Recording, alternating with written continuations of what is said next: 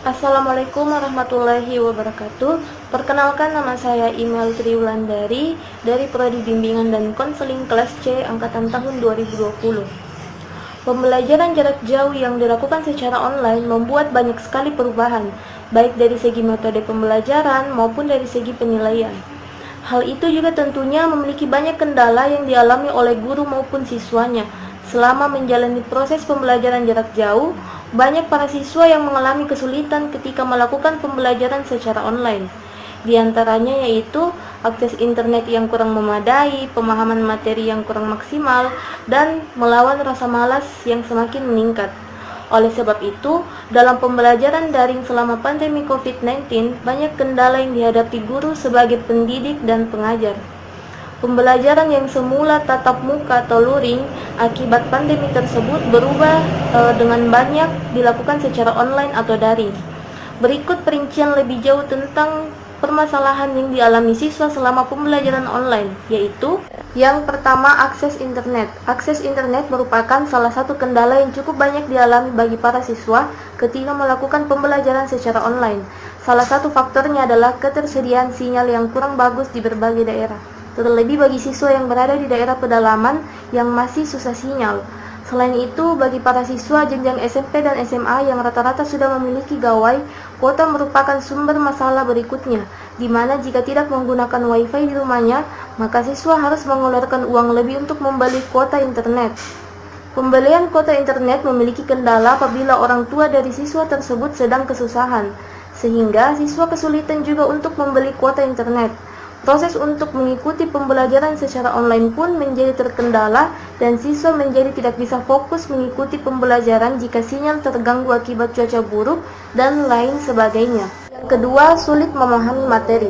Akibat akses internet yang mengalami gangguan, maka proses pembelajaran pun menjadi terganggu, sehingga pemahaman siswa terhadap materi pun mengalami kesulitan.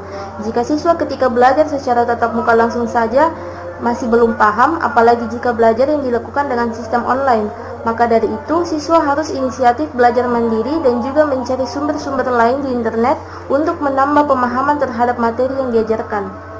Dikutip dari medcom.id memaparkan bahwa menurut survei yang dilakukan oleh Komisi Perlindungan Anak Indonesia atau KPAI terhadap 1.700 siswa selama pembelajaran jarak jauh dalam 4 minggu pertama saja sudah ditemukan banyak siswa yang tidak senang dengan proses belajar online. KPAI menyebutkan presentasi siswa yang tidak senang belajar di rumah sebanyak 76,7% dan 23,3% menyatakan senang dalam pembelajaran jarak jauh dari rumah. Dari hasil survei tersebut membuktikan bahwa belajar online ternyata tidak membuat siswa senang, tetapi malah sebaliknya.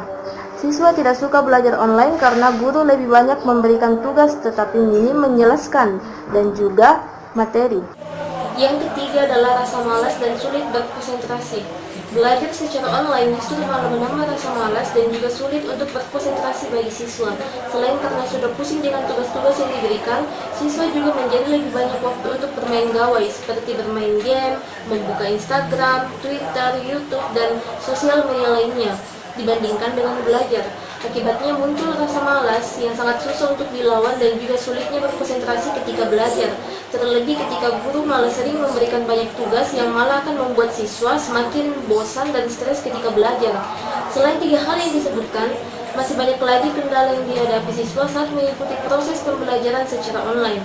Hal tersebut tergantung dari kondisi siswa dan juga daerah tempat tinggal siswa tersebut.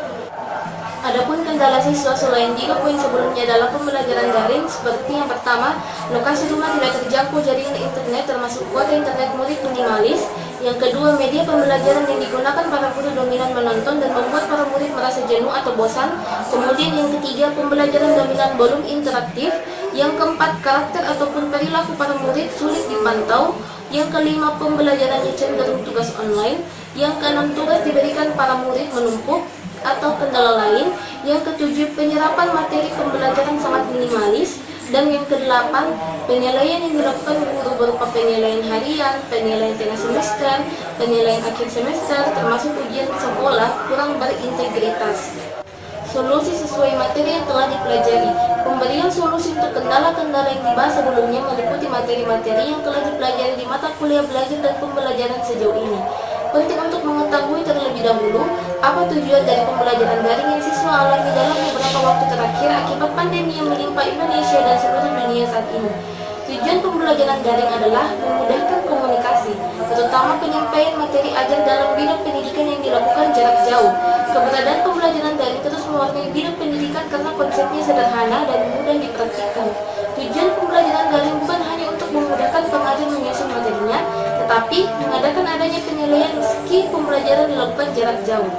Meski terdapat beberapa sekolah dan universitas ternama di Indonesia yang sudah siap melakukannya, hadirnya COVID-19 menunjukkan ketidaksiapan jauh lebih banyak institusi pendidikan di Indonesia dalam menerapkan sistem pembelajaran daring. Misalnya, pemanfaatan teknologi pembelajaran daring masih didominasi oleh sekolah dan universitas di kota besar karena kapasitas finansial dan ketersediaan sistem pembelajaran digital yang lebih baik dibandingkan sekolah dan universitas kecil di daerah rural.